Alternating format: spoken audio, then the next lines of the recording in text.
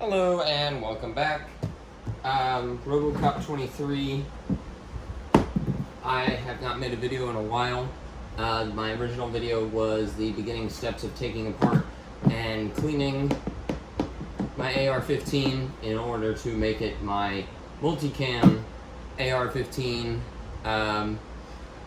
which at the time I did not realize, but I was gifted a FRT by my brother for my birthday, and so that that went into this project.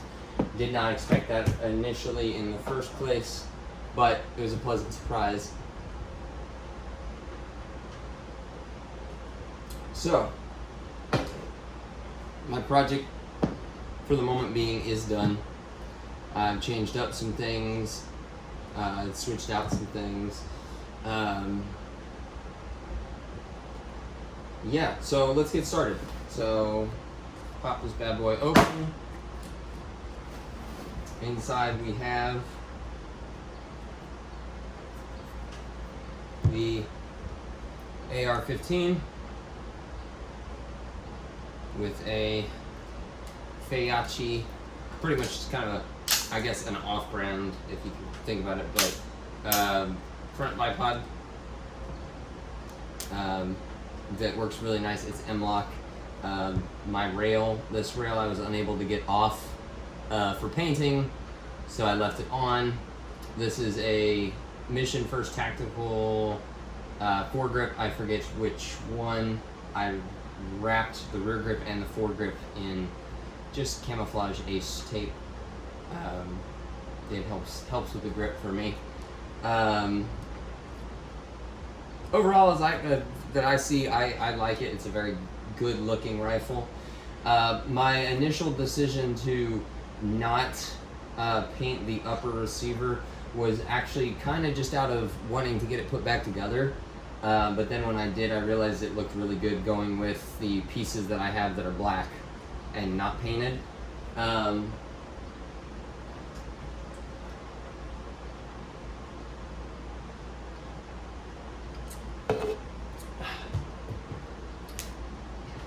Excuse me. So, what we have here is just a Radical Firearms. I believe it's a Radical Firearms 16-inch barrel. AR-15, semi-automatic original platform. Things that I changed out cosmetically, and people could say performance-wise, is the addition of that Mission First Tactical foregrip, the Magpul Mo K2 Plus rear grip, the Mo SL stock from Magpul that has a QD point. I have a QD sling mount for this. I just haven't grabbed it out of my box yet and put it on there. So internally, the Feyachi bipod, the Magpul flip-up irons. I absolutely love those. Those are also a gift from my brother. And then the Magpul extended trigger guard for using gloves. So overall I like it. And then on the other side, I've got the extended mag release, which I really liked. So that covers everything externally. Internally, internally I've got, I'll pop this rear pin out. See if I can do that. I don't have fingernails right now at the moment. That's my original trigger guard. See if I can't use that to ever so slightly. Oh, never mind, didn't need it. Pull the rear pin out. Yeah. So internally, what we've got is, I don't know if you can kind of see it in there, switched out the mil-spec trigger, and I as I said, a gift from my brother. I used Rare Breeds drop-in FRT.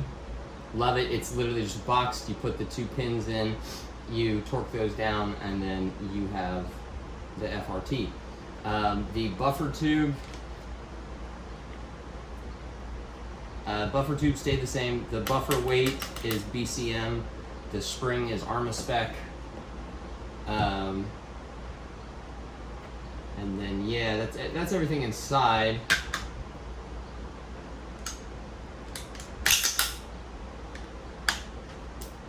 There we go. I guess it goes safe now. That's everything internally. Externally, performance-wise, would be mostly major performance-wise would be the Mission First Tactical 8-ported muzzle brake. I've got to say, I went to the range already and fired this on FRT. For those of you that don't know, FRT is essentially a legal full auto trigger. So what it is every time you pull this trigger, it's unsafe. Every time that you pull this trigger on semi, right, it hits the back, you release and it resets, and you know your spring moves forward, locks back in place. You know your bolt moves forward, locks into place, and your trigger resets.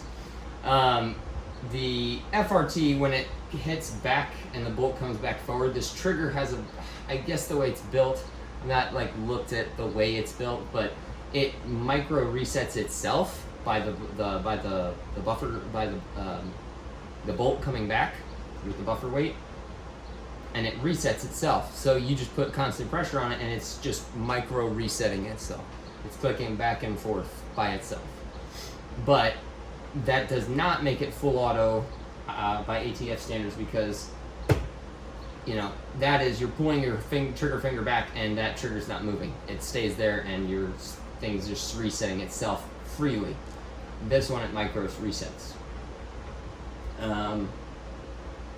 Gotta say, I fired at the range. I can try to upload one of the videos that we've got that I've got, but I'll probably take another one. But this thing fires fantastically. I'm thinking I might have to do something about my gas tube or barrel length perhaps, because I fired 2 magazines in quick succession and my gas tube became red hot, and that's probably not a good thing. Definitely, I would think it's not a good thing. But overall, still fires well in semi, and then FRT fires just fine as well. We had it in a different rifle. My OVO, it was a gift from my brother. He had it in his rifle, and he something about he had a longer barrel. I believe he has an 18-inch barrel.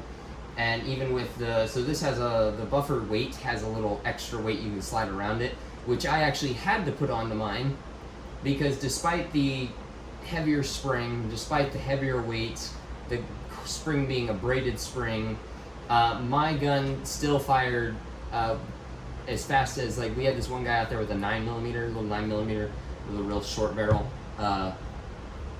and that thing was like really fast, right? My gun fired about as fast as that 9mm with no hitches. So because my brother's rifle had an 18-inch barrel and something like that with the pressure, we would have jams. If you pulled his trigger too hard, it would jam up the gun. The gun would stop. The FRT would lock.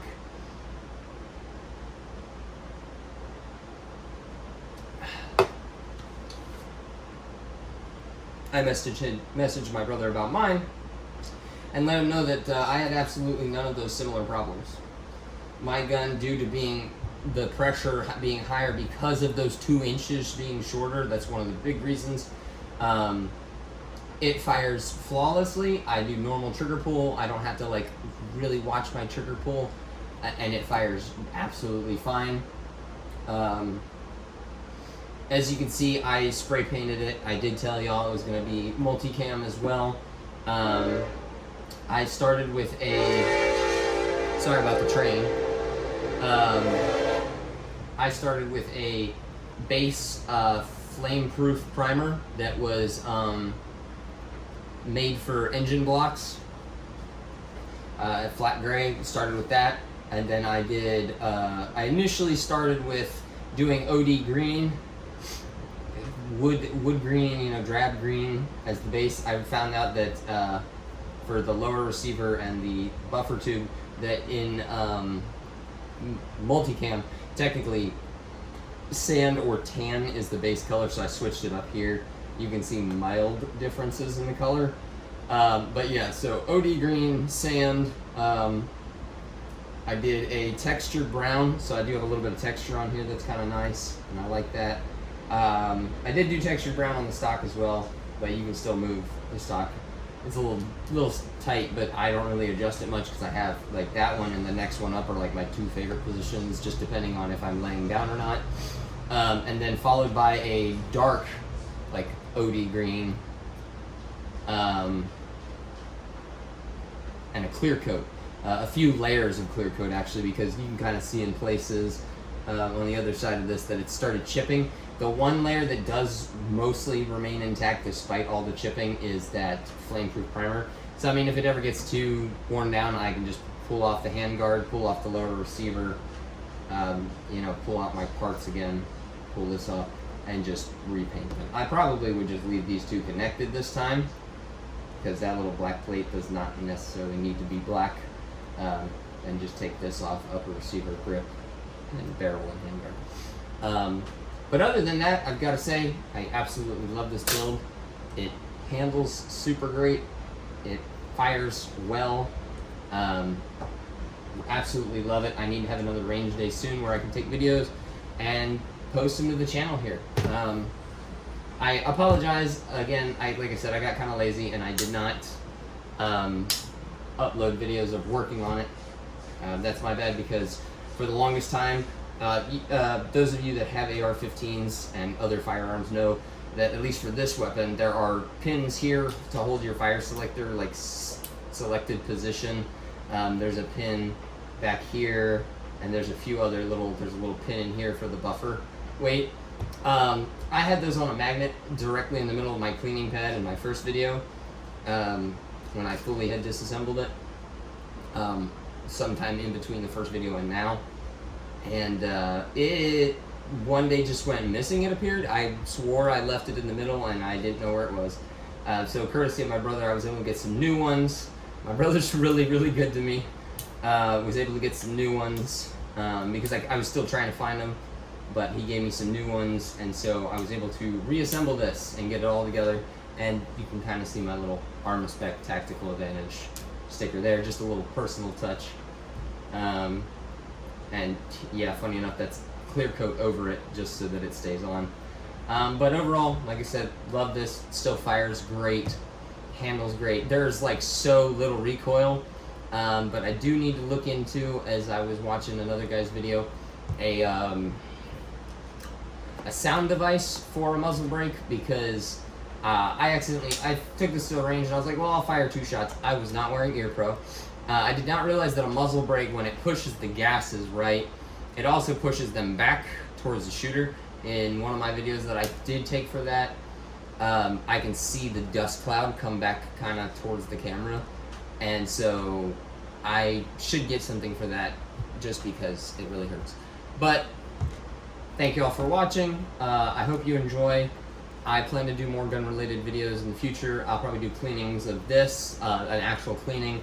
I've got cleanings of my 1911, my Taurus, my shotgun, some other stuff, maybe some shooting videos. Would love to keep you all up to date on that. I also plan on doing some other types of videos. I've got one coming up that's a figure unboxing that I'm happy to do, and I look forward to doing this. So like and subscribe, even if you don't. Just have fun watching the videos. Have a good day.